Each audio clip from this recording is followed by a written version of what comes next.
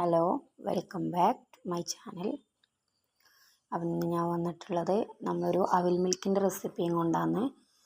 ഇത് നമ്മൾ കുട്ടികൾക്കും മുതിർന്നവർക്കൊക്കെ നല്ലോണം ഇഷ്ടപ്പെടുന്നൊരു വിഭവം കൂടിയാണ് അല്ലേ. അപ്പോൾ നമുക്ക് തുടങ്ങാം. ഞാൻ ആദ്യം ഒരു മിക്സിയുടെ ജാറിലേക്ക് കുറച്ച് പൂവമ്പഴം മുറിച്ച് കട്ടാക്കിയിട്ട് ഇട്ട് കൊടുത്തിട്ടുണ്ട്. അതിലേക്ക് ആവശ്യത്തിന് പഞ്ചസാരയും കുറച്ച് വെള്ളവും കൂടെ ഒഴിച്ച് കൊടുത്തിട്ട് നമ്മൾ നല്ലോണം അടിച്ച് ജ്യൂസാക്കിയിട്ട് എടുക്കണം കേട്ടോ. നല്ലോണം അടിഞ്ഞ് കിട്ടണം. വെള്ളം കൂടി പോകരുത്. നമുക്ക് നല്ലൊരു കട്ടിയുള്ളൊരു ഇതിലാണ് വേണ്ടത്.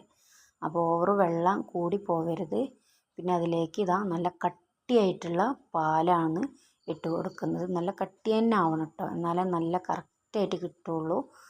അപ്പോൾ കട്ടിയുള്ള പാലും കൂടി ഇട്ടിട്ട് നമ്മളൊന്നുകൂടെ അടിച്ചെടുത്തിട്ടുണ്ട്.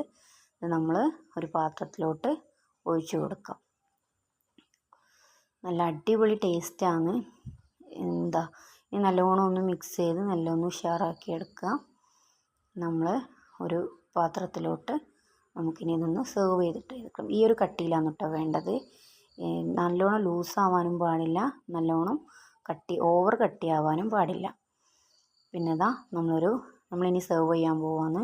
ഒരു ഗ്ലാസ്സിലോട്ട് കുറച്ച് ഒരു പകുതി ഹാഫോളം നമ്മളിത് ഒഴിച്ചു കൊടുക്കുക. അതിന് ശേഷം നമ്മളതിലോട്ട് നല്ല അവിലിട്ട് കൊടുക്കുക. നമ്മുടെ പൊരി അവിലുണ്ടല്ലോ, അതാണ് ഇതിലേക്ക് ഏറ്റവും ബെറ്റർ. സാധാ അവിലിനേക്കാളും നല്ലത് അതാണ് കേട്ടോ. അത് നമ്മൾ കുറച്ചിട്ട് കൊടുക്കുക, നമ്മുടെ ഇതിനനുസരിച്ചിട്ട് ഇട്ട് കൊടുക്കാം.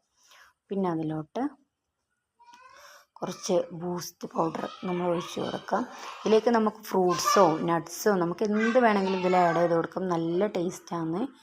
ഞാനിതിൽ കുറച്ച് നട്ട്സായിട്ട് ഞാനിതിൽ കടലയാണ് ചേർക്കുന്നത്.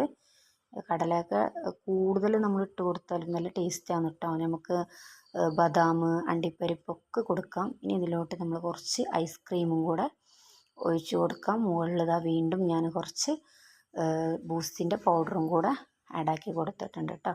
അപ്പോൾ ഇത്രയേ ഉള്ളൂ. ഇതാണ് നമ്മുടെ ഫൈനൽ ലുക്ക്. അപ്പോൾ എങ്ങനെയുണ്ട്? എല്ലാവരും ഒന്ന് ട്രൈ ചെയ്ത് നോക്കൂ.